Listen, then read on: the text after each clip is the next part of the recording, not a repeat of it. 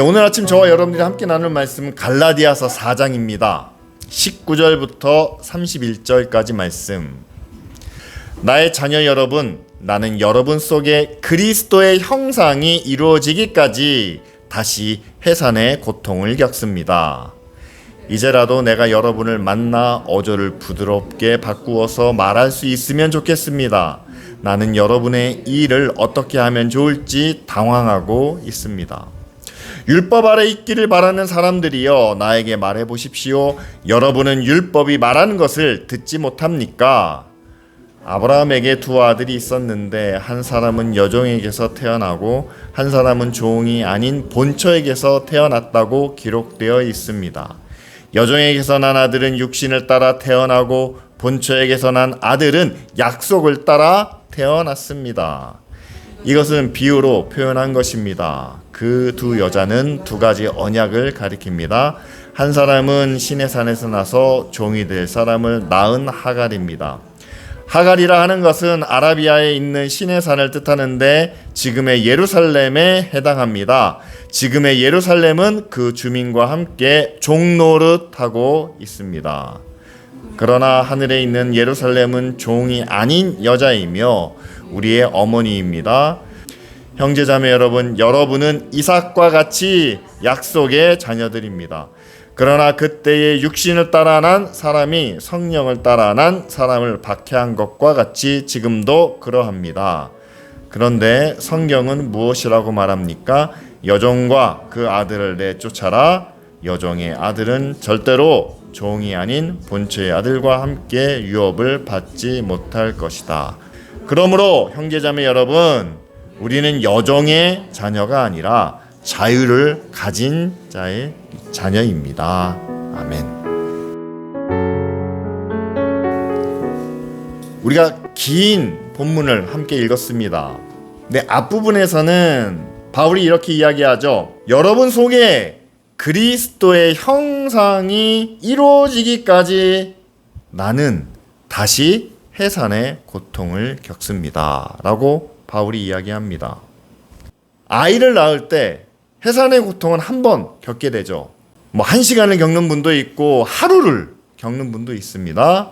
그런데 생명을 낳기 위하여 하나님을 모르고 예수 그리스도를 몰라서 죽을 수밖에 없는 그 사람을 십자가의 복음을 통해서 구원하기 위하여 바울은 한 번에 해산의 고통을 겪었다. 그러면서 이제는 다시 그 해산의 고통을 겪고 있다라고 말합니다. 무엇을 위해서요? 갈라디아에 있는 교회가, 갈라디아 교회에 있는 성도들이 무엇을 이루기 위해서? 그리스도의 형상을 이루게 하기 위해서. 우리가 믿으면 다 하나님의 자녀가 됩니다. 하나님의 자녀라는 이름을 얻습니다. 이것이 우리를 구원해 주신 하나님의 은혜와 하나님의 축복이죠. 그런데 이것이 첫 번째 해산의 고통을 통해서 얻은 것이라면 바울은 한 가지가 더 있다라고 이야기합니다. 하나님의 자녀라는 이름은 받았지만, 한번 생각해 보세요. 여러분들이 처음 예수 그리스도를 믿었을 때를 한번 기억해 보시기를 바랍니다. 예수 그리스도를 믿으면, 그분을 고백하면 우리는 모두가 다 하나님의 자녀다, 공평한 하나님의 자녀다 라고 말할 수 있지만, 그러나 바울이 19절에 말하는 과연 우리 안에 그리스도의 형상이 이루어졌는가? 바울은 지금 우리에게 말합니다. 예수를 믿어서 하나님의 자녀가 된 여러분, 교회 안에서 그리스도인이라고 고백하고 있는 여러분, 나는 여러분들이 하나님의 형상을 회복하여 그리스도의 모습이 우리의 마음속에, 우리의 인격 가운데, 나아가 우리의 말과 행동 가운데 나타나기를, 그것이 바로 그리스도의 형상을 이루는 것이죠. 그것을 위해서 여러분들에게 복음을 전하여 교회를 세운 내가 다시 한번 똑같은 이 고통을, 이 아픔을, 이 시련을 다시 겪고 있습니다 라고 바울은 이야기합니다. 저도 똑같은 어려움을 당하고 있는 것 같다는 생각을 합니다. 다름이 아니고요. 처음 교회를 시작하는 일은 정말 쉬운 일이 아닙니다. 개척하는 분들을 보면 나름 여러 가지 아픔과 고통이 있습니다. 그래서 그 교회를 열심히 섬기는 가운데 정말 땀과 눈물을 통해서 교회가 점점 성장하고 또한 모이는 수가 많아지고 그렇게 어느 정도 교회의 모습을 갖추는 것 같은 그런 때가 있습니다. 근데 그때 한 번 더 우리에게 어려움이 찾아오게 되는데 그것은 바로 바울이 앞서 이야기하고 있는 것처럼 우리가 예수 그리스도의 이름으로 함께 모여 있지만 정말 우리 안에 예수 그리스도의 모습이 나타나고 있는가? 라는 사실이죠. 바울이 고민하는 겁니다. 그래서 이렇게 이야기합니다. 나는 여러분들에게 부드럽게 말할 수 있었으면 좋겠습니다. 그러나 이거 어떻게 부드럽게 이야기합니까? 예수를 믿는다면서요. 그리스도인이 되었다면서요. 그런데 어떻게 여러분들의 마음속에 여러분들의 말과 행동 가운데 그리스도를 닮은 모습이 요만큼도 보이지 않습니까? 이렇게 말하고 싶었던 것 같아요. 그래서 21절에는 바울이 이렇게까지 이야기합니다. 여러분이 율법으로 구원받는다고 생각하십니까? 여러분들이 율법을 지키면 하나님의 백성, 하나님의 사람이 될 수 있다고 생각하십니까? 그런데 여러분, 정말 율법이 말하는 것이 무엇인지 여러분들이 제대로 듣고 있다고 생각하십니까? 라고 묻는 거죠. 여러분, 우리가 율법이라는 것에 대해서 많이 오해하고 있는 부분이 있습니다. 왜냐하면 출애굽기나 레위기나 신명기에 보면 이것은 하고 이것은 하지 말고, 그래서 이것을 행하면 하나님께서 복을 주시고 하지 말라는 것을 범하면 너희는 벌을 받고, 우리는 율법을 그렇게 이해하고 있다는 거예요. 근데 과연 율법이 이스라엘 백성들에게 전하고 있는 것이 이것은 하고 저것은 하지 말아라 라는 그런 규칙이나 아니면 윤리나 도덕을 가르치고 있는 것이냐? 아닙니다. 여러분, 율법을 전하는 데 있어서 가장 먼저 모세를 통해서 주신 말씀은 이거였어요. 시내산에서 모세를 향해 말씀하십니다. 내가 너희의 하나님이 되고 너희는 나의 백성이 될 것이다. 그런데 이 하나님과 그 백성의 관계를 지켜나가기 위해서, 유지하기 위해서 너희는 내가 명령하는 대로 지켜 행하라 라고 말씀하시면서 해야 될 것을 쫙 말씀하시고 하지 말아야 될 것을 또한 쫙 얘기해 주십니다. 그것이 율법이라는 거예요. 제사마저도 이스라엘 백성들이 왜 제사를 드려야 됩니까? 하나님을 만나기 위해서 제사를 드리는 거예요. 제사를 드리면 하나님을 만나는 게 아닙니다. 여러분, 오해하지 마세요. 예배를 드리면 하나님을 만나는 겁니까? 아닙니다. 예배를 통해서 우리는 하나님을 찾는 겁니다. 찾아야 돼요. 이 자리에서 우리가 하나님을 찾는 겁니다. 제사도 마찬가지예요. 제사를 드려서 우리의 죄를 씻고 깨끗하게 함으로 그때부터 하나님을 만날 수 있는 거예요. 그러면 제사를 드리고 나서 하나님을 만나야죠. 그런데 이스라엘 백성들의 목표가 그거였다는 거예요. 제사만 드리면 된다. 제사 드리고 바로 돌아서서 나가는 그런 모습을 보면서 바울은 이야기하는 거죠. 정말 여러분들이 율법이 말하고 있는 것을 듣고 계십니까? 이것을 지금 우리의 삶에 적용시키면 똑같이 말할 수 있습니다. 여러분, 예배 드리고 계시지요? 여러분, 찬양을 드리셨지요? 대표 기도를 통해서 우리가 하나님 앞에 기도를 드렸지요? 그렇다면 여러분, 찬양이 우리에게 말하고 있는 것을, 기도를 통해서 우리가 하나님 앞에 고한 것을, 그리고 우리가 함께 읽은 말씀을 통해서 하나님이 진짜 우리에게 말씀하시는 것을 여러분 듣고 계십니까? 왜 이 말씀을 우리에게 주셨을까요? 바울은 왜 이런 말씀을 우리에게 기록해 놓았고 왜 저는 이 본문을 가지고 여러분들과 함께 말씀을 나누는 걸까요? 저는 오늘 본문의 가장 중요한 해답은 19절에 있다고 봅니다. 바울이 갈라디아 교회를 향해서 이 편지를 쓰는 이유도 마찬가지지요. 나는 다시 해산의 고통을 겪고 있습니다. 왜냐하면 여러분들이 아직 그리스도의 형상을 이루는데 이르지 못했기 때문에. 자, 교회는 나오지만, 그들이 함께 모여서 예배는 드리지만, 그들이 함께 열심을 다하고 있지만, 그러나 그 열심이, 그 예배가, 또한 그 교회가 그들 안에만 머물고 있을 때, 오늘 말씀 후반부에 보면은요, 바울이 이삭과 이스마엘, 하갈의 아들인 이스마엘과 사라의 아들인, 약속의 아들인 이삭을 서로 비교하고 있습니다. 하나는 종의 아들이고 하나는 믿음의 아들이다, 약속의 아들이다 라고 이렇게 소개하는 거죠. 그런데 여러분, 그 내용이 길지만 재미있는 부분이 24절 말씀에 이것은 비유에 표현한 것인데 두 여자 두 가지 언약을 말합니다. 그런데 이 두 가지 언약 가운데서 잘 보세요. 한 사람은 신의 산에서 났다라고 이야기합니다. 그런데 그것이 종이 될 사람, 하갈이 낳은 종의 아들이라는 거죠. 뿐만 아니라 25절에는 이 하갈이라 하는 것은 아라비아에 있는 신의 산을 말한다. 지금의 어디요? 예루살렘을 말한다. 그런데 예루살렘은 그 주민과 함께 종노릇하고 있다라고 이렇게 바울이 말한다는 사실이죠. 근데 여러분, 좀 여기서 성경에 대해서 좀 알고 계신 분들은 큰 혼란을 겪으셔야만 합니다. 여러분, 이스라엘 백성은요, 어디서부터 시작됐습니까? 야곱의 이름이 이스라엘로 바뀌었어요. 그리고 야곱의 아버지가 이삭입니다. 그 이스라엘 백성들이 출애굽기에서 어디서 하나님의 언약을 받았습니까? 시내산에서 받았습니다. 그리고 그들이 가나안 땅에 들어와 가지고 여호와의 성전을 어디에 두었습니까? 지금으로 말하는 예루살렘.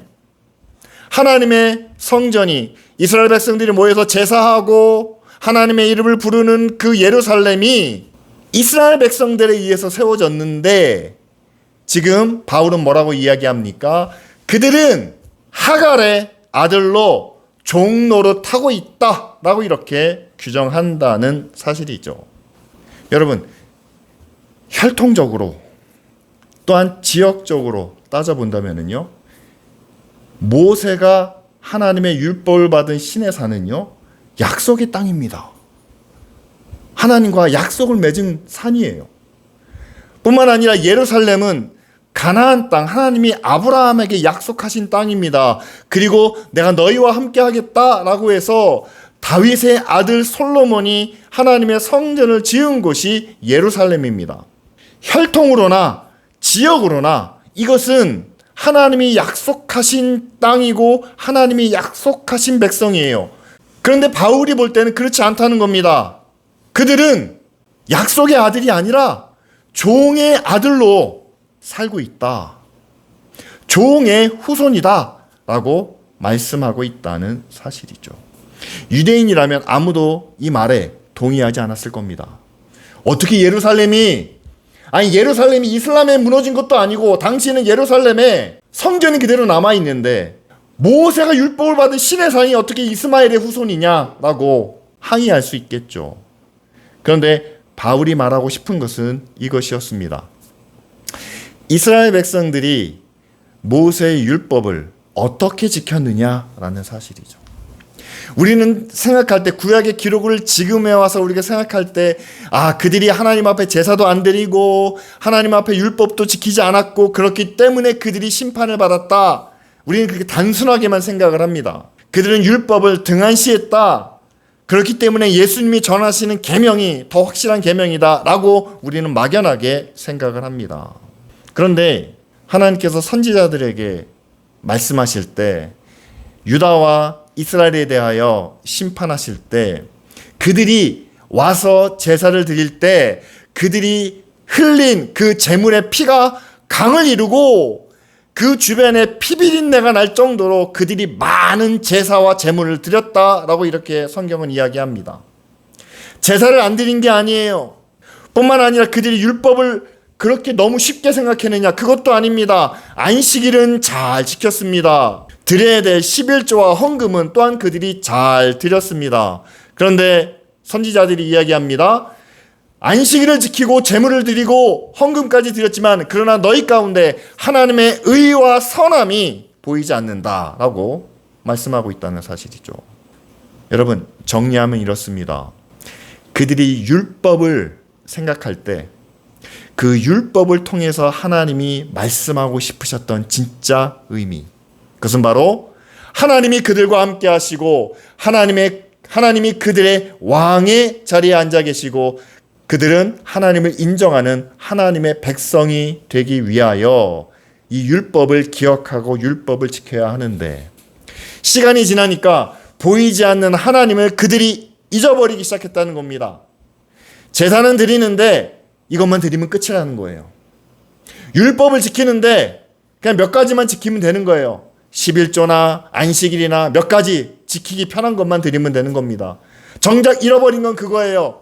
제사를 하나님이 받으시는데 하나님이 그들과 함께 하신다는 생각을 그들이 마음에 품었는가?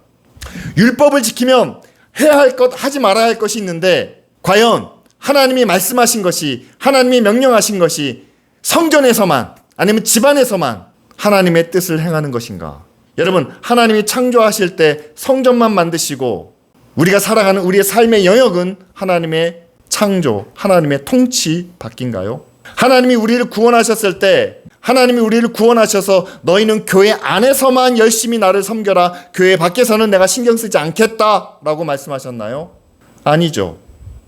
우리는 율법을 지키지만 하나님을 잃어버렸습니다. 오늘 함께 부른 찬양 가운데 우리는 십자가의 능력을 우리가 함께 찬양했습니다. 십자가의 피를 통해서, 십자가에 달리신 예수 그리스도의 고난을 통해서 우리는 하나님의 자녀가 되었습니다. 그렇다면 하나님의 자녀라는 사실, 우리가 구원받았다는 사실을 기억할 때마다 예수 그리스도의 십자가가 우리의 마음 가운데 기억되어야 한다는 사실이죠. 함께 모여서 찬양하고 또한 함께 모여서 하나님의 은혜를 구할 때, 하나님 기쁜 우리 교회 가운데 함께 하여 주시옵소서, 이 교회에 속한 모든 성도들의 가정에 하늘의 복을 더하여 주시옵소서 라고 구할 때마다 함께 기억되어야 되는 것은 우리 죄 위에 십자가에서 죽으신 예수 그리스도의 은혜와 사랑입니다. 그분의 은혜로 우리가 하나님의 자녀라는 이름을 얻었다면, 오늘 바울이 말씀하는 것처럼 이제는 우리가 하나님의 자녀다움을 얻기 위하여 우리의 마음이, 우리의 인격이 예수 그리스도의 형상을 이룰 수 있도록 우리가 노력하고 애쓰기 위하여 우리 함께 모여서 믿음으로 결단하며 오늘부터 우리가 이렇게 살아가기를 원합니다 라는 마음을 함께 나눠야 하는 것이 아니겠습니까? 자, 오늘 함께 예배했으니, 주일 예배 드렸으니 나머지 일주일 동안 시간에 하나님이 우리에게 복을 주시고 은혜를 주시고 어려운 일을 피하게 하시고 고통에서 우리를 해방시켜 주실 것입니다. 여러분 나가서 성공하십시오 라는 복음이 성경에 기록되어 있는 십자가의 복음이라고 생각하십니까? 여러분, 저는 기쁜 우리 교회와 함께 우리는 하나님을 섬기는 것이지 사람을 섬기지 않습니다. 우리는 하나님의 뜻을 이 자리에서 함께 나누는 것이지 우리의 생각을, 우리의 뜻을, 또한 우리의 요구를 하나님께 전달하는 그런 교회가 아닙니다. 오늘 말씀은 분명히 우리로 하여금 그리스도의 형상이 이루어지도록 해야 한다는 사실과, 그것을 위해서 바울이 해산의 고통을 다시 겪고 있다라고 하는데, 기쁜 우리 교회도 이 교회에 속한 성도들 한 사람 한 사람이, 또한 믿음의 가정이 예수 그리스도의 모습을 나타낼 수 있도록 우리가 함께 그 해산의 고통에 동참하여야 되지 않을까요? 앞서 말씀드린 것처럼 이미 혈통으로는 하나님이 약속하신 땅이었습니다.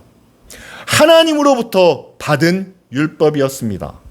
그러나 그렇게 하나님께로부터 받은 것이지만, 그 자체는 거룩한 것이지만, 그러나 그것이 우리에게 말씀하고 있는 그 내용과 핵심, 다시 말하면 하나님이 우리와 함께 하신다는, 하나님이 우리의 왕이시라는 그 약속을 점점 잊어버리고 우리 마음속에서 희미해지고, 자, 성경에서 분명히 이것은 하고 저것은 하지 말라고 그랬지, 그러면 우리는 그것 중에서 몇 가지 우리가 이것들만을 지키면 우리는 하나님의 자녀가 되었고, 우리는 구원받았고, 우리는 천국의 약속을 이미 보장받았으니 이제는 이 땅에서 우리가 원하는, 우리가 바라는, 우리가 꿈꾸는 그런 세상을 살아가면 되는 것이 아닌가. 그것은 약속의 자녀가 가져야 될 모습이 아니라 종의 자녀가 주장하는 모습이라는 사실이죠. 잘 아시는 것처럼 창세기 마지막 부분에 하갈이 아브라함을 떠나서 이제 이스마엘과 함께 광야에 있을 때 그 자손들에게도 천사를 통해서 하나님이 약속해 주십니다. 한 민족을, 큰 민족을 이루게 하시겠다. 분명히 그 종의 자손들에게도 하나님의 약속이 있다라는 사실이죠. 하지만 그것이 하나님의 약속 가운데 있는 믿음의 자녀들에게 주신 약속과는 같지 않다라는 사실입니다. 여러분 한번 생각해 보십시오. 약속의 자녀와 종의 자녀가 있습니다. 오랫동안 주인과 함께 시간을 보낸 종이라면요, 주인이 원하는 것이 무엇인지 압니다.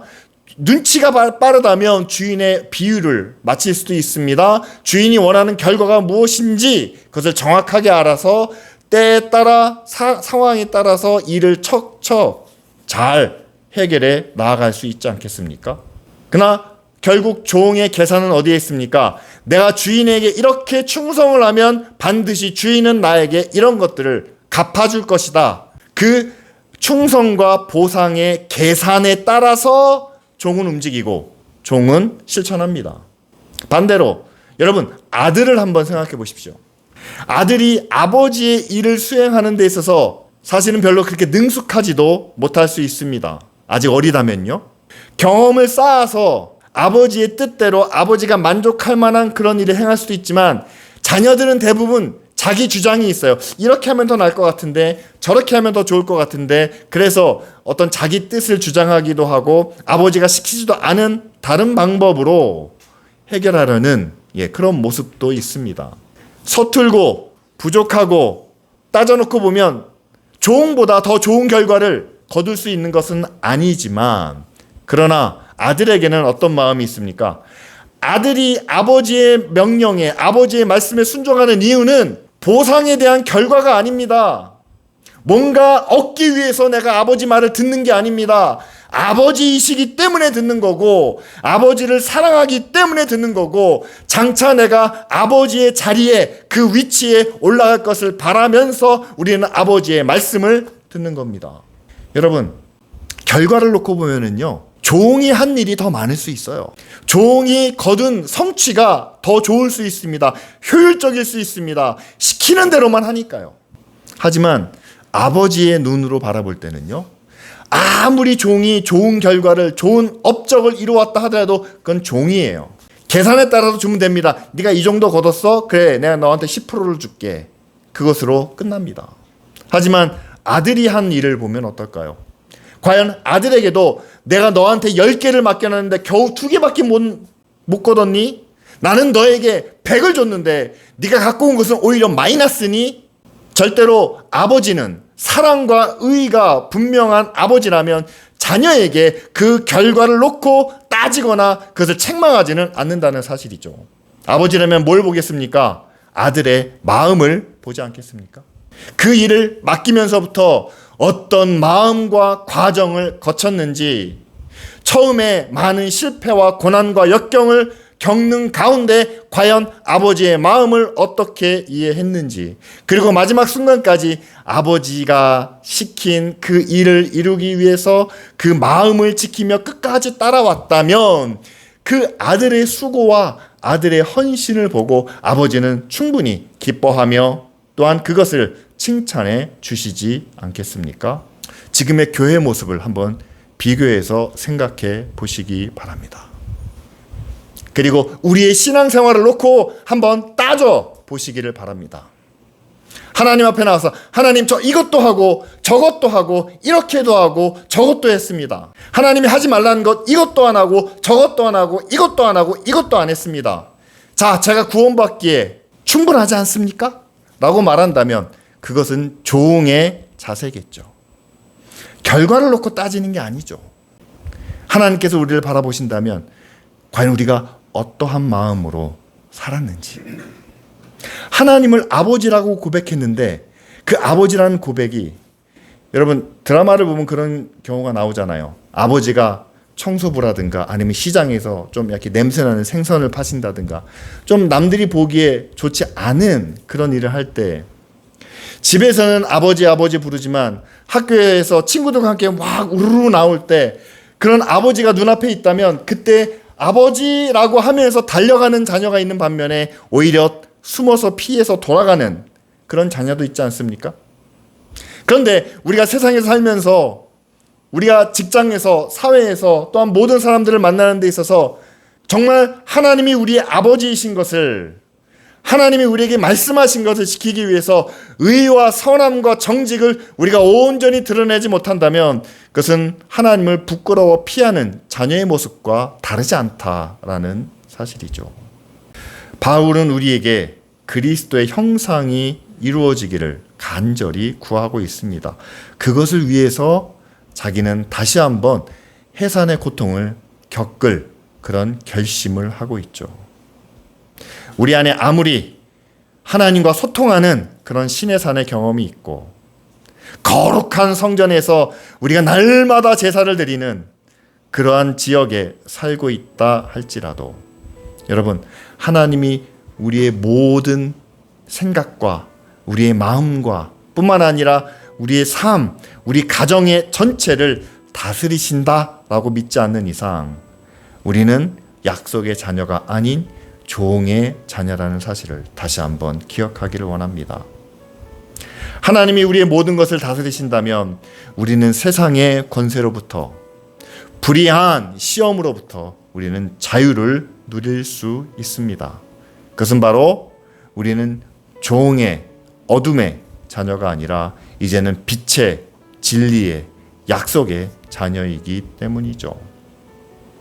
예수 그리스도가 우리를 어떻게 구원하셨는지 십자가의 은혜가 우리 가운데 어떻게 임하셨는지 다시 한번 기억하기를 원합니다. 자, 그 예수 그리스도가 우리의 구원자시고 또한 우리가 본받아야 할, 우리가 따라야 할 형상이라면 세상에서의 욕심, 얻고자 하는, 취하고자 하는 그 욕망으로부터 우리가 조금씩 멀어져야 하는 것 아니겠습니까? 종과 같이 억지로 시키는 것만 골라서 취하는 그런 모습이 아니라 사랑받는 하나님의 자녀와 같이 아버지를 기쁘게 하시기 위하여 내 자의로 자발적으로 또한 내가 온전한 마음으로 하나님의 뜻에 순종하는 우리 모두가 될 수 있도록 이 시간 다 같이 함께 기도드리겠습니다.